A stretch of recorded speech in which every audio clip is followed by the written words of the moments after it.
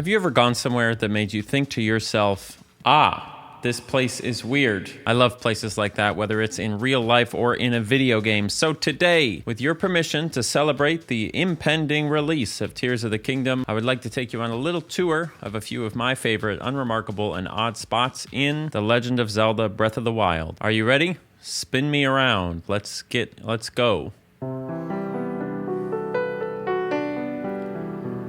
All right, welcome to the first place that I want to show you in Breath of the Wild. This is probably the one that most of you have gone to and would end up on in a normal playthrough, just out of sheer curiosity, you know? Anytime you play an open world game, you're gonna want to go around to all the edges and see what they look like. And I've always felt that this little area, tucked away behind Death Mountain on the northern edge of the Hyrule map, was just particularly weird and extra quiet. It gives me the same feeling that I imagine one might have if you lived in like the second ring suburb of a big city, you know? You're sort of cut off, tucked away, and a little bit separated from all of the stuff that everyone is doing, you know, the places that culture comes from and where all the shrines are and where the fucking Ganon is killing all the people and all whatever Ganon's doing, genocide or something. This whole area is situated in the shadow of this giant mountain. It's like sleeping in a bed with too many people and you become relegated to just a few inches on the edge of it. You know, nobody wants to be there. You want to get back to the king-size bed, but unfortunately you're sleeping in bed with a giant mountain, so all you get is this little tiny area up here.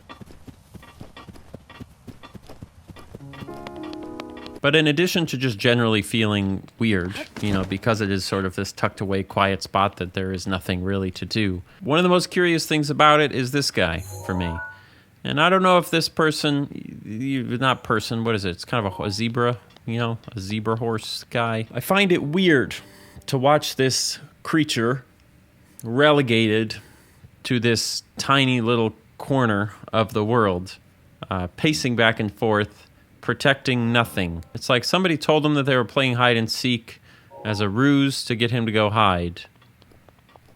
And then they all went and played GameCube, and he just kept hiding behind the mountain, you know? That's all I have to say about that. Let's go on to the next place. Welcome to one of my favorite quiet spots in Breath of the Wild that I found while playing recently. If you don't know where it is, I don't blame you. It's the end of a long kind of, I don't even know if you would call it a cavern or what it is, but it's one mountain, another mountain, and you can walk all the way back up to this wall. There's absolutely nothing going on back here. There's no reason that I can see to end up back here. It's not even really a connecting spot between one place and another.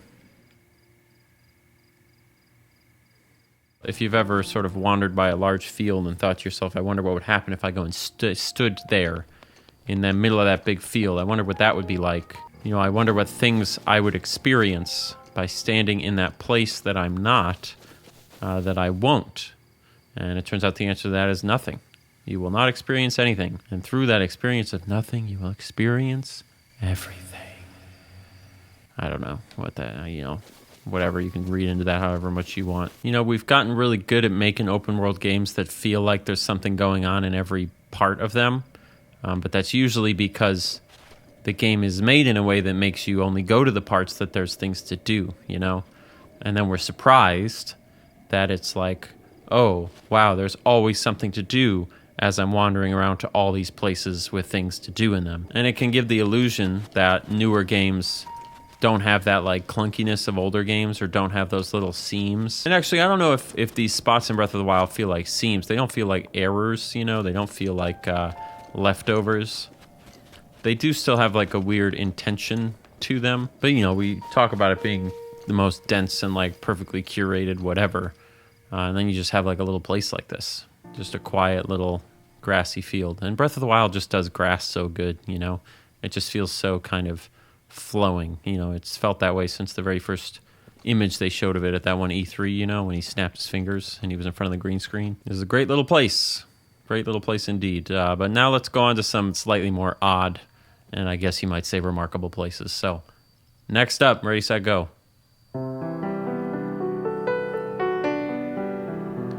The vibes out here at the very edge of the Gerudo Desert are off the chain. You know, again, much like the first place that we talked about, it's not that surprising that coming up to the very edge of a giant open world map, especially one where the walls are arbitrary, it's not surprising that that's going to make you feel some type of way. But standing out here with the knowledge that all of that stuff that we see in the distance isn't something we can go to, you know, that's a weird type of, you know, when you're playing through Breath of the Wild and you're doing all the tasks and the quests and you're like, this is important. I've got to do these shrines and I've got to get these hearts and we got to beat these bosses and blah, blah, blah, blah, blah. I'm doing things that are that need to be done. You know, these are things that are important and there are stakes and consequences and it's taking effort. And then you come out here to a place like this and you just stand. And suddenly everything you've done inside of the inner portion of the map, you know, suddenly all that stuff feels like a game, you know, because at the end of the day, the game still wins. You know, this is an unbeatable boss, so to speak, right? You spend so much time working on beating Ganon and gathering all the hearts, but no matter what you do, you're not beating this. This is not a winnable fight. It's kind of a good parallel to that feeling in real life where it's like you're working at a job, you know? You're doing all the tasks and you're doing a good job and like you feel like whatever. And then every once in a while you just like go out at night and you look at this like a star and you're like, oh my God, what am I even doing? You know, it's an admission that all the feeling of being sort of a big hero or whatever and like beating all the bosses, at the end of the day, all of that is meant to happen. And if the game decides that something's not supposed to happen, the game has supreme power, right?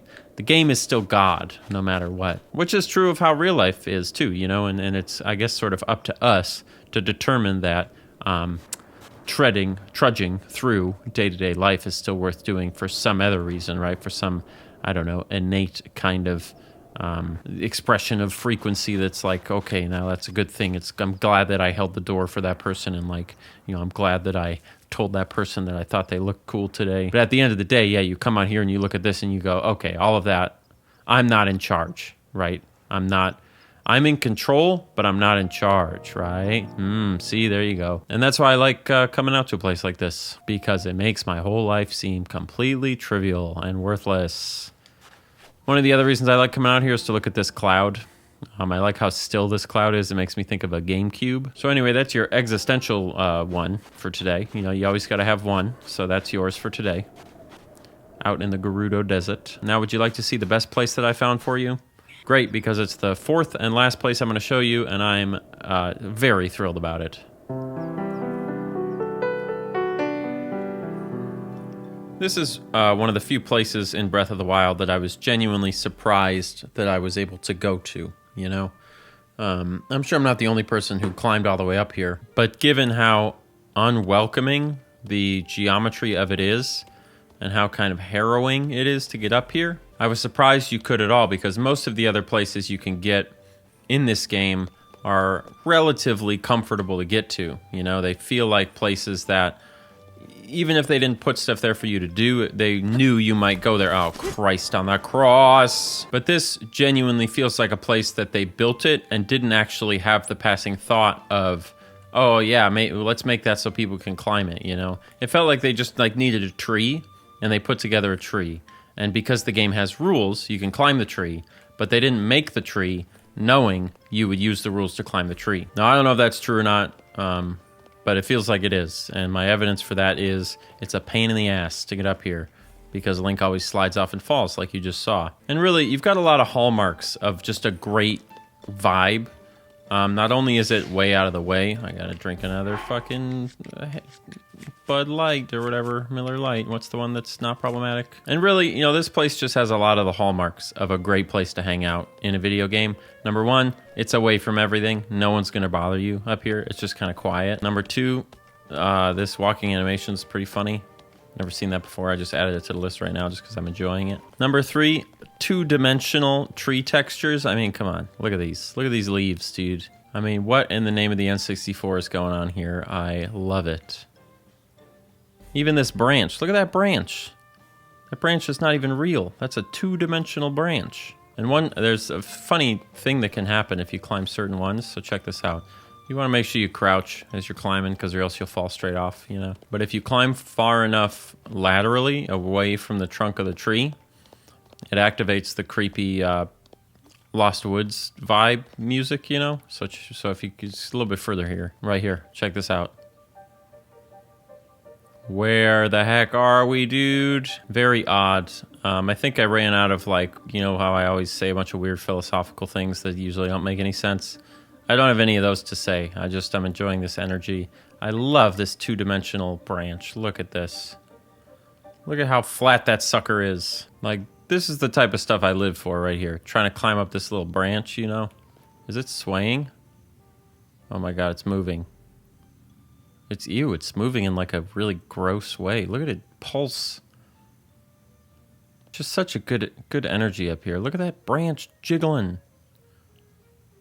It's wiggling and jiggling like a tentacle. So yeah, this is my favorite place that I found in Breath of the Wild. My favorite little zone. I did really like that quiet little grass, I don't know, whatever it is, valley thing. That was pretty good. And I know you guys have plenty more. You're certainly welcome to post those down in the comments and let me know. Maybe we can do a little follow-up, or maybe a little Tears of the Kingdom revisit, because this world is, I mean, it's huge. It's chock full of, you know, stuff to look at and little nooks and crannies. So I'm sure you guys have found, dude, look at this walking animation that is out of control. So yeah, reminisce in the comments about your favorite places by all means. If you liked this video, also leave a comment down below. That just tells me that I'm making what you want to see. Because that's what I want to do, because I'm here to serve you. And of course, if you want to be here to serve me, there's two things you can do. Number one, support me on Patreon. This is a Patreon supported channel. And number two, I'm going to fall off this cliff by sprinting. Number two, immediately watch another one of my videos right after this one. That helps me a lot. Oh my god, I made it to the edge. Look at me. The last thing I want to tell you is, guess what? In my free time, I make a lot of music. I use that music in all my videos, and you will hear one of those songs in about 5 seconds. If you don't like it, there's going to be a video on the screen. You can click that to go to another one, you know? That is your right. No! It's sad that all the girls are taken. Oh, it's sad. I guess I'll stay inside.